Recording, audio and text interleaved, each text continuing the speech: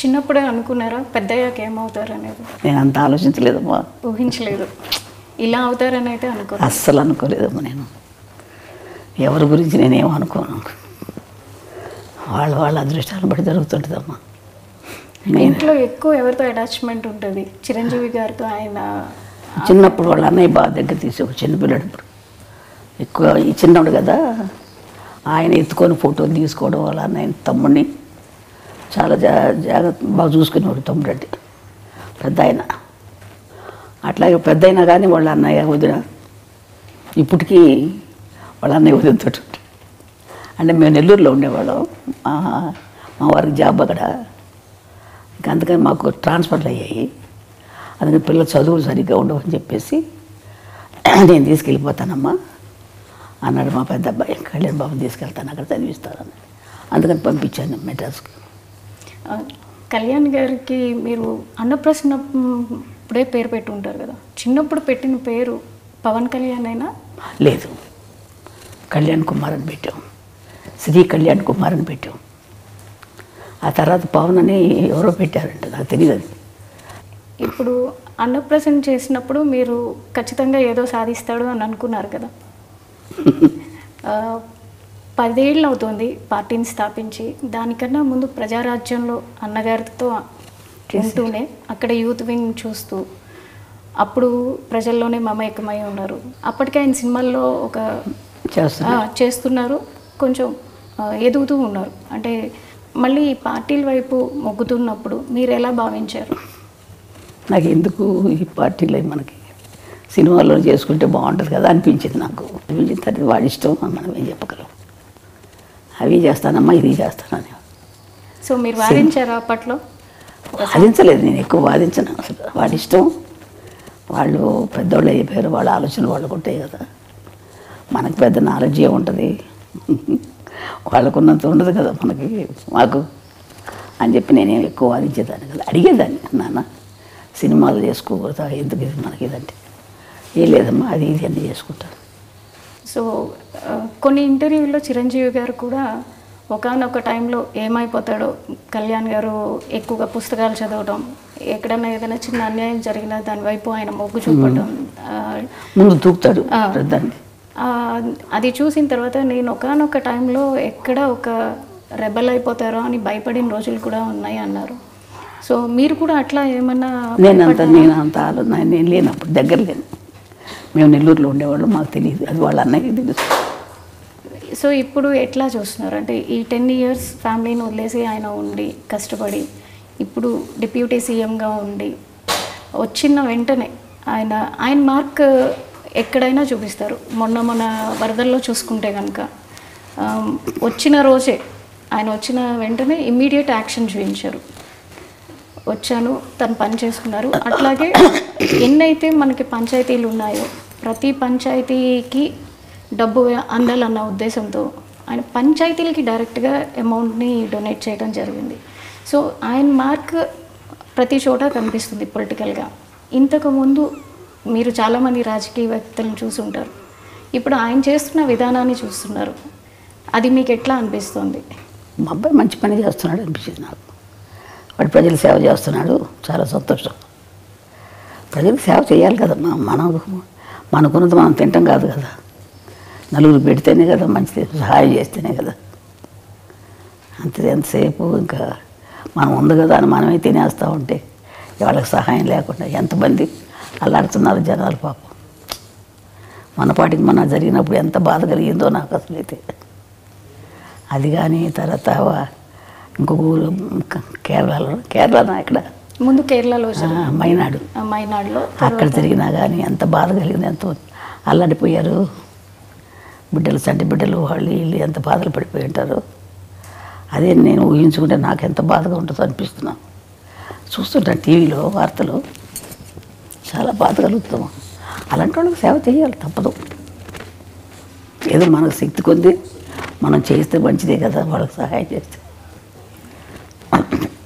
సెలబ్రిటీగా మీరు అనుకున్నట్టుగా సినిమాలే చేసుకుంటూ ఉండుంటే ఆయన డొనేట్ చేసి వదిలేయటం జరిగేది. కానీ క్షేత్రస్థాయిలో ఆయనే ఉండి పొలిటీషియన్ అయ్యాక క్షేత్రస్థాయిలో ప్రతి ఒక్కరికి దగ్గరుండి ఆయనే ప్రతిదీ అందేలా చూసుకుంటున్నారు. సో ఈ విధానాన్ని మీరు ఎలా చూస్తారు? మంచి విధానం కదా మాది. వాడికి చేసేది మంచి విధానమే. అందరికీ కూడా సర్దుకుంటాం, అందరికి సహాయం చేయటం అనేది అంత కలిసి రా, అంత బుద్ధి పుట్టాలి కదా చేయటానికి, అంత ఆలోచన రావాలి కదా. మంచిదే కదా మా చేసే బుద్ధి ఉంది. వాళ్ళ నాన్నగారికి కూడా ఉంది కొంచెం బుద్ధి, సేవ చేసే బుద్ధి.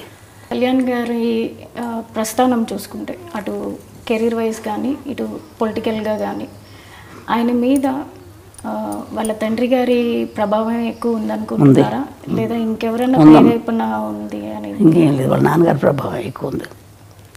ఆయన ఇట్లాగే దాన ధర్మాలు చేసి సహాయం చేసేవారు, అందరికీ చేసేవారు. అదే బుద్ధి ఈయనకి కూడా వచ్చింది కొంచెం. అంటే అందరికి ముగ్గురికి ఉంది కొంచెం. ఈయన ఎక్కువ రాజకీయాలు ఉండబట్టి ఎక్కువగా కలిసేసుకుంటారు. సినిమా ఫీల్డ్లో ఉండగా కూడా అందరికీ సహాయం చేసేవాడు, సినిమాలు యాక్ట్ చేసేటప్పుడు కూడా.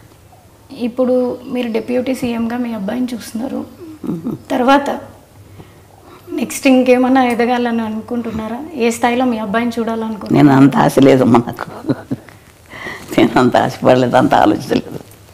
దేవుడు ఎలా చేస్తారో జరుగుతుంది అంతే.